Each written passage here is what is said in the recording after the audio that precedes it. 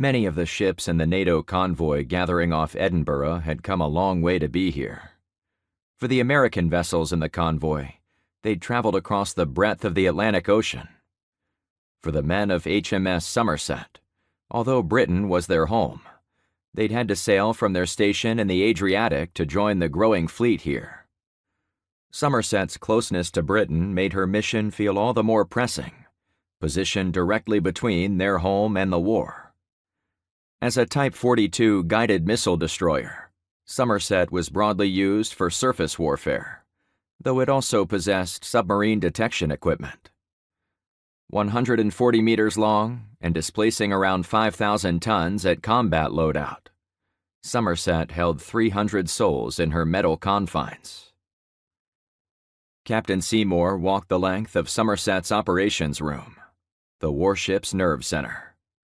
Windowless, cold, and dark, save for the light of the multitude of computer monitors at each station, the operations room was more akin to a computer lab than what most people thought of when they imagined the control center of a ship. It reminded Seymour of the bridge of the Starship Enterprise, more than anything else. As he walked, he pretended not to notice the men hunched over their consoles, hard at work.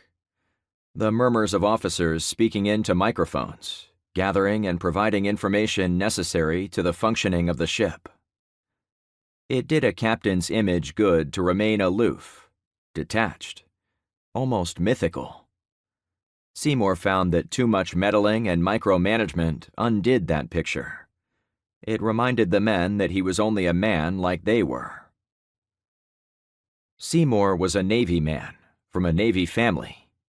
That was to say, he was the child of a naval officer who was also the child of a naval officer. At least 4 consecutive generations of Seymour's family had served in the Royal Navy. It was a tradition his own son was carrying on as a midshipman aboard the HMS Sovereign, though his son had bucked the family tradition somewhat, since Sovereign was a submarine. Seymour used to tease his son about that fact, but right now, he found nothing funny about it. He could only hope his son was safe. Outside, the sea was calm enough for Somerset's kitchen to be serving food, which was often all that could be asked for from the temperamental waters of the North Sea. In times like this, when the crew was busy with their work and there was no immediate threat, it was easy to forget there was a war on.